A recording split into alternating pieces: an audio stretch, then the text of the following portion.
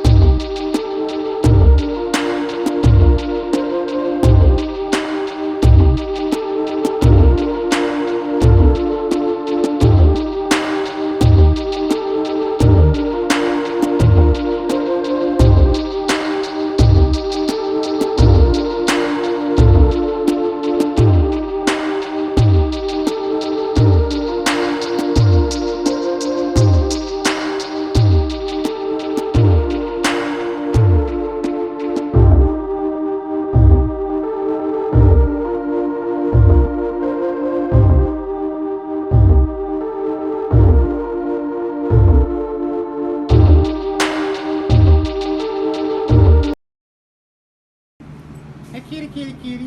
What is it? I know how much you like Christina Grimmie, but you want to know what happened 5 years ago today? No.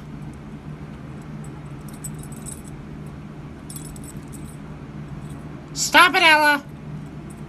Stop trying to bite my tail off! Stop it, Ella! Okay. Ella? Okay. I'll stop.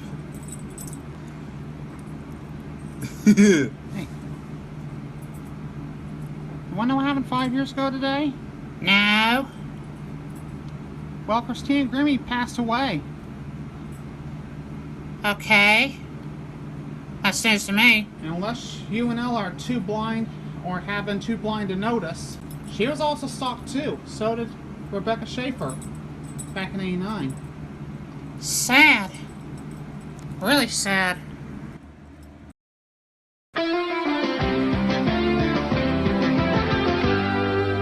When actress Rebecca Schaeffer was murdered outside her home, the tragedy set off a security alert all over Hollywood. 2 years later, many precautions have been taken, even as the fan accused in her death comes to trial. All right, ready for trial then? Yes, Your Honor. The trial of Robert John Bardo went into its second day today. Bardo is accused of murdering 21-year-old Rebecca Schaeffer, the co-star of the TV series My Sister Sam. Bardo allegedly stalked the actress and repeatedly tried to see her. The head of security at Warner Brothers Studios was called to testify about a conversation he had had with Bardo. And he proceeded to tell me how much he was in love with Rebecca Schaeffer and how he just wanted to see her and give her the flowers. Schaeffer's parents attended the trial, but Mrs. Schaeffer was too overcome with emotion to comment on the proceedings. I don't have anything to say. Nothing I can say is critical. The Schaeffer murder is one of the most highly publicized incidents of a star stalker. It helped spur the entertainment community and the legal system to do something about this dangerous phenomenon, says celebrity security consultant Gavin DeBecker. The felony trespass bill came out of that makes it a felony to make a threat and then trespass against a victim. And so I think it did substantially improve the awareness, and it's a terrible price to pay, but I think it did improve safety for others. In those letters, there were things like razor blades with blood on them, used sanitary napkins, used condoms, sent to this person as tokens of love. How would you like to get that in the mail? Celebrities can't help being in the spotlight, but both Martin and DeBecker say one thing stars can do is not to answer their own fan mail with personal responses. That can aggravate an already disturbed person to even bigger delusions. Delusional psychotics are finding messages in things on television shows which are clearly not intended. Clearly, they find a message in a letter that says, love so-and-so. And that's something that we encourage media figures to stop doing. Thank you, Gavin. Security often extends to film locations as well. DeBecker is in Evansville, Indiana, currently reviewing security arrangements for his clients Gina Davis and Madonna, who are filming A League of Their Own. It's happening to too many Hollywood stars. People like Barbara Streisand, Michael J. Fox, Sharon Gless, Olivia Newton-John, Justine Bateman, Liz Taylor. Celebrity stalkers, the part of fame that no one bargains for. But it was a beautiful and wholesome young woman from Oregon who paid a tragic price. She was exactly the image of the girl next door. He feels his life is over now that Rebecca Schaeffer is dead. It was 2 years ago when tragedy struck Rebecca Schaeffer, star of the TV comedy My Sister Sam. When Rebecca was murdered at her apartment in Hollywood, the horror of celebrity stalkers was thrust back into the headlines. Now the final outcome for this man, Robert John Bardo, the man whose obsession killed the beautiful starlet.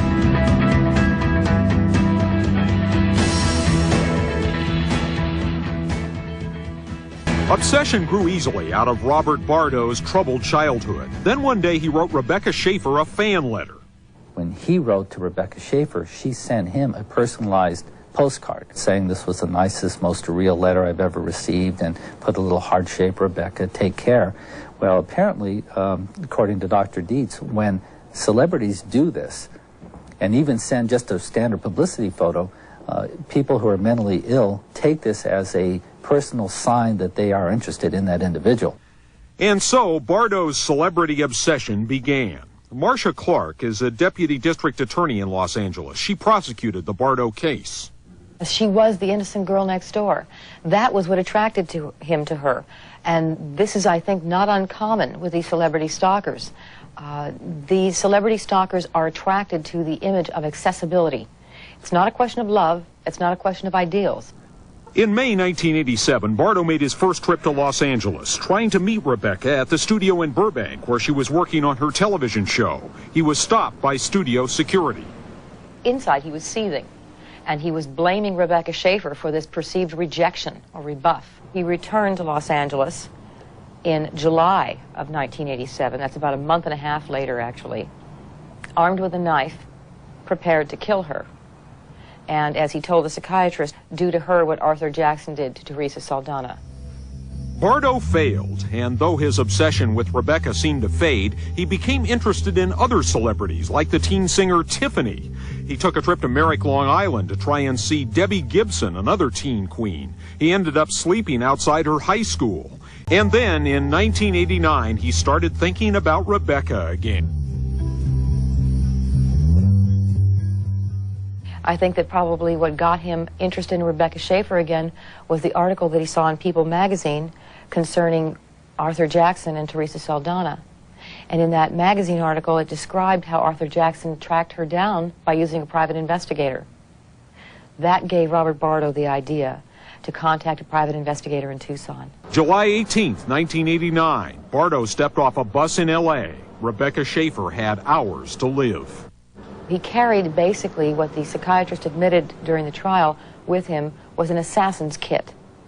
The Joshua Tree compact disc that he listened to when he felt animosity, the book The Catcher in the Rye, which is what Mark David Chapman carried with him, and by the way also what John Hinckley carried with him when he went to shoot President Reagan, and then of course the gun and the bullets. Bardo took the bus to arrive at Rebecca's apartment on a quiet Hollywood street. He rang the bell and Rebecca came out. She had a brief but pleasant chat with him and he left feeling thrilled. But as he walked away, Bardo realized he'd forgotten something. He hadn't given Rebecca the CD. He hung around the neighborhood for about an hour. Then he decided to go back to Rebecca's door. Bardo rang the bell again. He waited for Rebecca to answer. The best both the girls' picks and her site's history. Breaking up with Angie Miller, Gina Asciuto, Jessica Sanchez, and Pia Toscano. A lot will be said about Christine Grimmie as we learn more about this still breaking story from Orlando. On this day, the 11th of June 2016, as we are preparing to celebrate the victory of Allison Porter on the Boys 10, suddenly word arrives from Orlando, Florida, as news reports that Christine Grimmie was rushed to the hospital in Orlando. She was pronounced dead.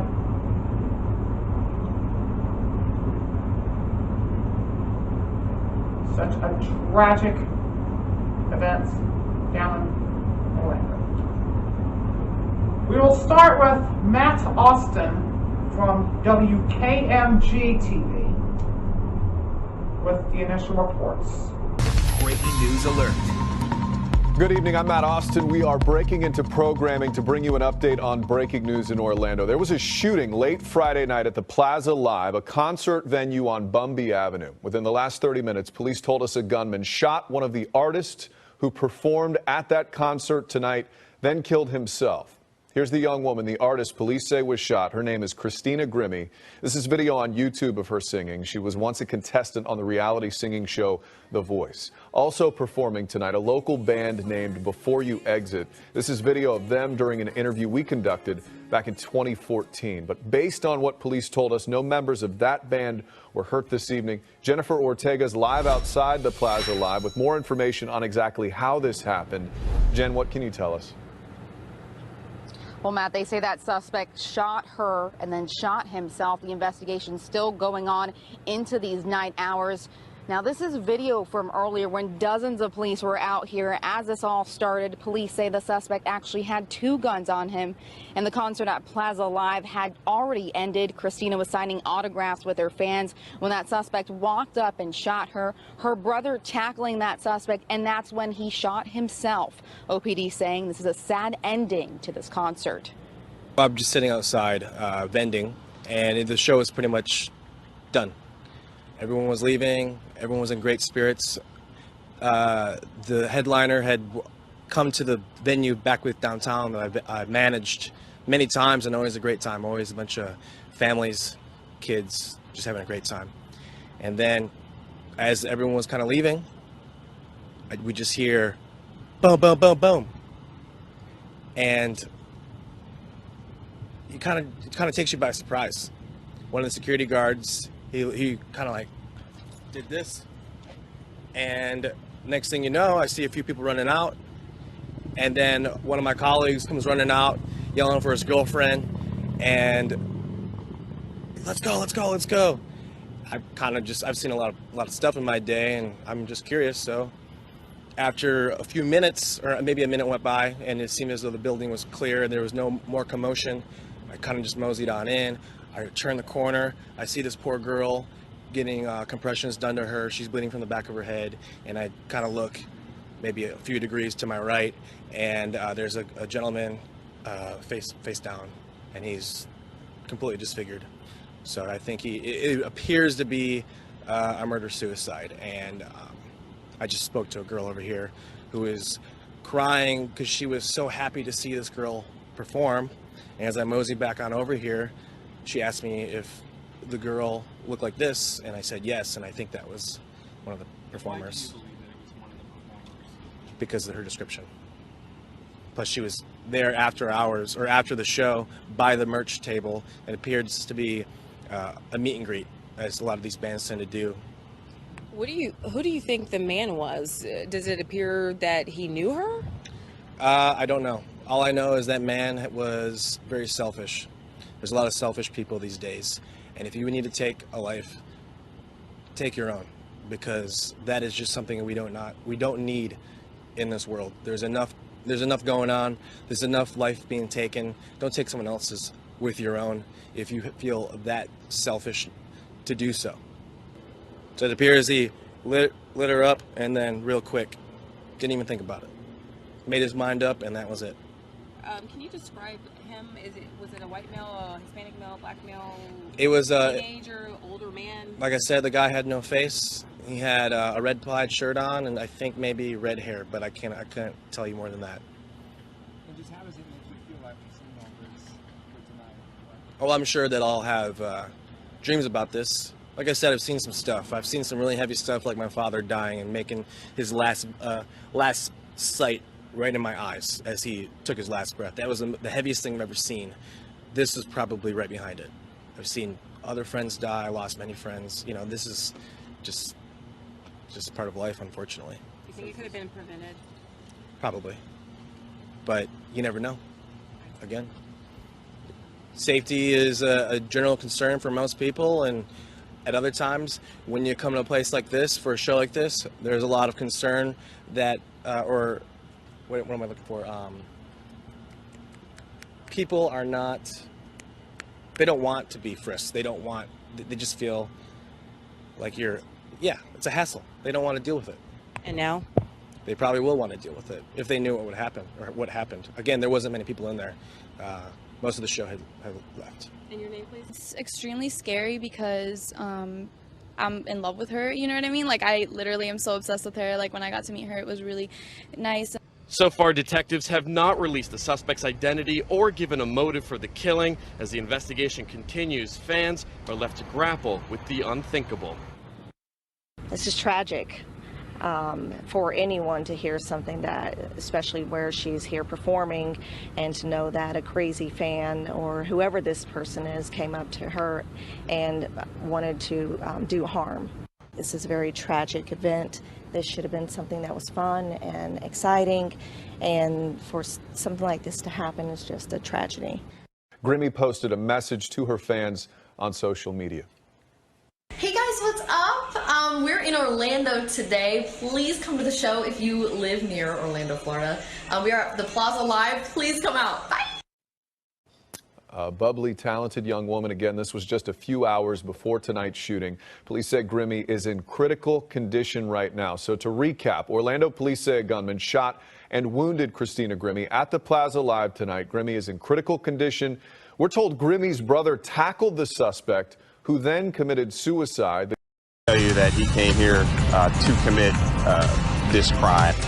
Breaking at noon, Orlando police say a pop singer who was murdered in this concert venue was targeted by a man who traveled to Central Florida to kill her. We've been following every development in the shooting death of Christina Grimmie since Eyewitness News at 11 last night. In the last hour, Orlando Police Chief John Mina told us the shooter is 21 years old and traveled from another city in Florida. Grimmie was a former contestant on The Voice who had just finished a concert at the Plaza Live on Bumby Avenue last night. We have live team coverage for you this afternoon. Channel 9's Field Sutton is live outside of the Plaza Live. Field, police say the suspect had 2 guns with extra ammo and a hunting knife.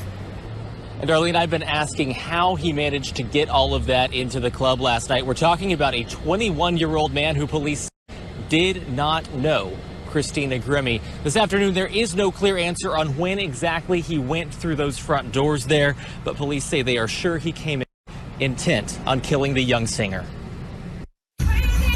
By 10:30 last night, Christina Grimmie had finished her set and was doing a meet and greet with fans. Told she never even made it away from the stage she had performed on. And this afternoon, police have no idea when the 21-year-old shooter got inside.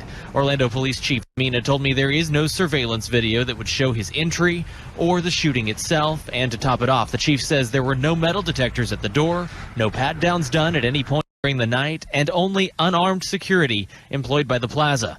Right now, detectives are making their way to the shooter's home to start searching for clues in his computer and his belongings as to why he killed Christina Grimmie and how he armed himself for the attack. We are taking a look at the guns right now to see where they came from. I will say that he traveled here from Florida, from another city in Florida to here, and had plans to travel back to that city. And that's all I'm going to say about exactly where he's from right now. Today, the chief praised Grimmie's brother Mark, who tackled the shooter. This video from 2011 shows Mark singing with his sister. The chief says his split-second decision may have saved the lives of any number of the 120 people inside when Grimmie was killed. Well, the other huge question police have not been able to answer is what the connection is here. They say the best guess at this point is that this 21-year-old man was some kind of a crazed fan. They say, again, Grimmie did not know him, and he had no criminal history. We are going to be standing by for police to identify that man sometime later today, they say. And we continue our team coverage with Channel 9's Julie Salomon, who's been at the scene all morning, and she's been monitoring the outpouring of grief from fans around the world.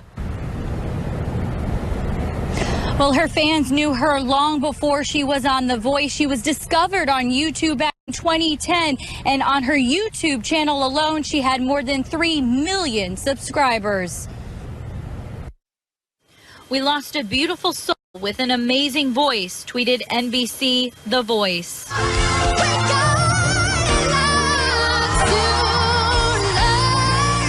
22-year-old Christina Grimmie was shot and killed at the Plaza Live around 10:30 last night after performing there. Orlando police said a man walked up and shot her. Her brother tackled the gunman, who then shot himself.